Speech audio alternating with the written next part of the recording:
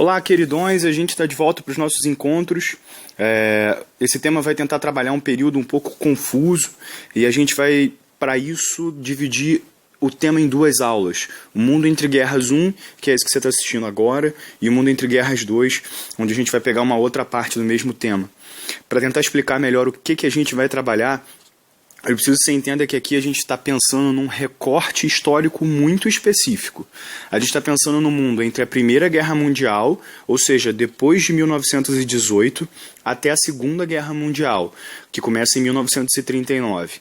Alguns historiadores veem esse período quase como um período de guerra contínua. O caso do Eric Hobsbawm é muito específico. Ele é um historiador que trabalha bem o século XX, e ele diz que esse é o período da Era da Guerra Total. Ele coloca as duas guerras pensadas sobre a mesma ótica. As guerras onde vale tudo, todo mundo se envolve e o nível de massacre chega a valores e números extremos. Vamos tentar entender parte a parte o que aconteceu no período que separou essas duas guerras, que de uma certa maneira está influenciado tanto pela Primeira Guerra, que veio antes, quanto pela Segunda, que é que vai acontecer no final dele. Vamos começar então pela crise de 1929. A gente está falando aqui de uma crise de característica econômica. Ela é considerada a principal e maior crise da história do capitalismo. Aconteceu nos Estados Unidos. Um país que após a Primeira Guerra Mundial viveu um período de crescimento econômico muito forte, impulsionado principalmente pelo liberalismo e pela participação na reconstrução da Europa. Aqui a gente tem uma imagem de um cartão postal de 1926, alguns poucos anos antes da crise, que mostra Times Square, um dos principais locais de Nova York, um dos mais movimentados e visitados, já uma região bem rica, assim, a gente vê carros passando, bondes, propagandas, ou seja, uma vida econômica forte, uma vida econômica intensa, já acontecendo aí talvez na principal cidade americana. Para entender um pouco melhor essa crise, a gente precisa entender a maneira como os americanos trabalhavam nas suas fábricas. E nos Estados Unidos, em 1914, um cara chamado Henry Ford, que criou a fábrica Ford, a montadora de automóveis que existe até hoje, ele estabeleceu os parâmetros para o trabalho daquilo que ficou conhecido como Fordismo. Ele desenvolveu o que a gente vê aqui nessa imagem, tá? É a linha de montagem. Ele evitou que o funcionário perdesse tempo andando para fazer seu trabalho, e quem passou a andar foi o objeto de produção, no caso dele, o carro. Ou seja, o carro vai passando e cada pessoa vai fazendo sua tarefa sem perder tempo para se mexer.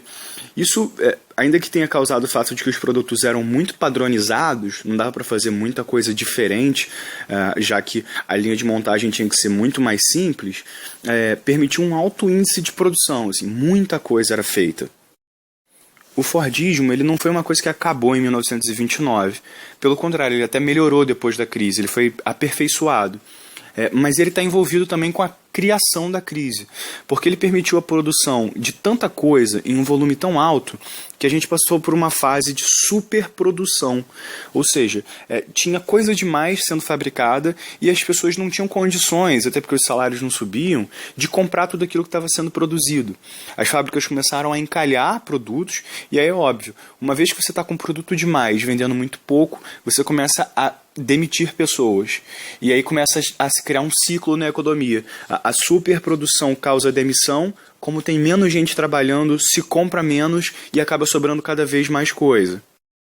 O grande ponto da crise de 1929 é o choque que acontece exatamente quando essa questão de perda de emprego e de superprodução vai parar nas ações. Aquelas ações das empresas que são negociadas na Bolsa.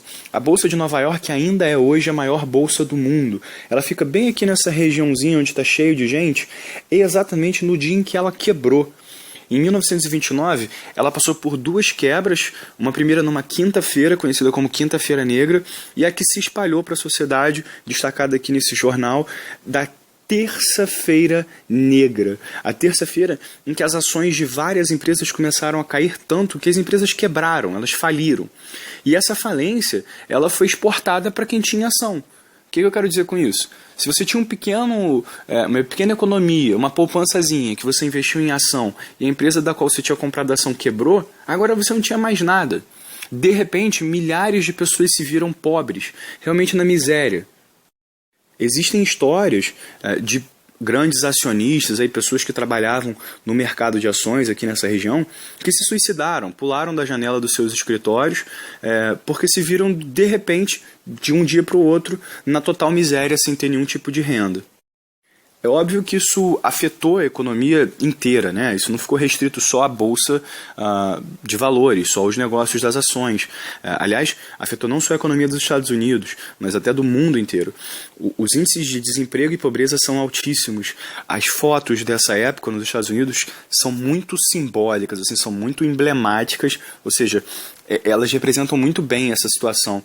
Aqui, por exemplo, a gente tem uma foto de um protesto onde as crianças estão segurando cartazes, esse que seja o mais impactante. O garoto pergunta: por que você não pode dar um emprego para o meu pai? Essa aqui é um carro de luxo para a época com uma placa dizendo $100 comprarão esse carro porque eu preciso de dinheiro e perdi tudo no mercado de ações.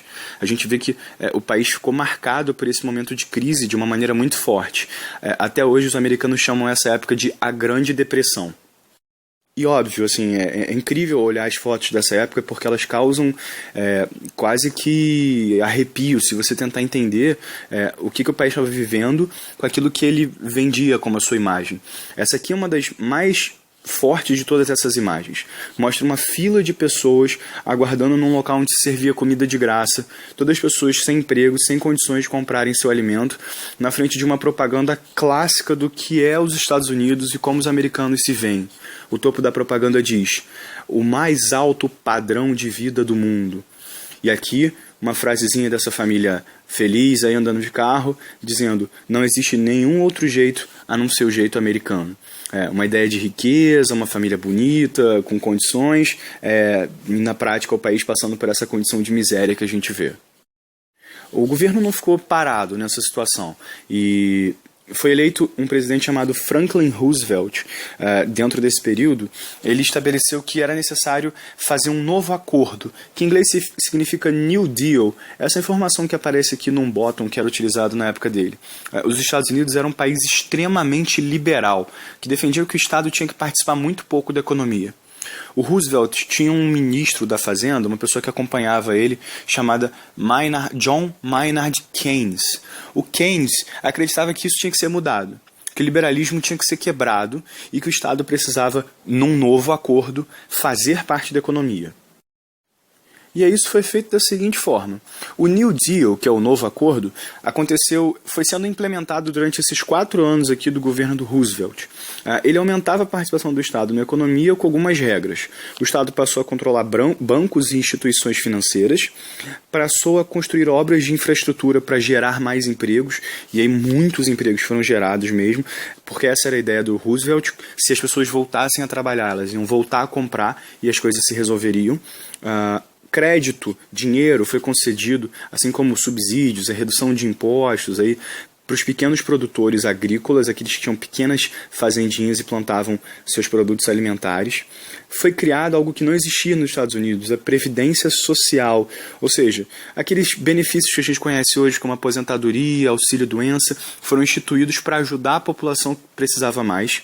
Foi incentivada a criação de sindicatos, e esses sindicatos facilitaram com que os trabalhadores negociassem melhores salários e melhores condições de trabalho. E, por fim, foi conseguida a redução da jornada de trabalho para 8 horas. Primeiro com o próprio Henry Ford, o cara que criou o Fordismo, foi aí que ele aperfeiçoou, como eu tinha dito a vocês. Ele notou que, se ele reduzisse o tempo de trabalho para 8 horas, ele conseguia diariamente ter aquelas pessoas trabalhando para ele e não produzir além dos limites de consumo.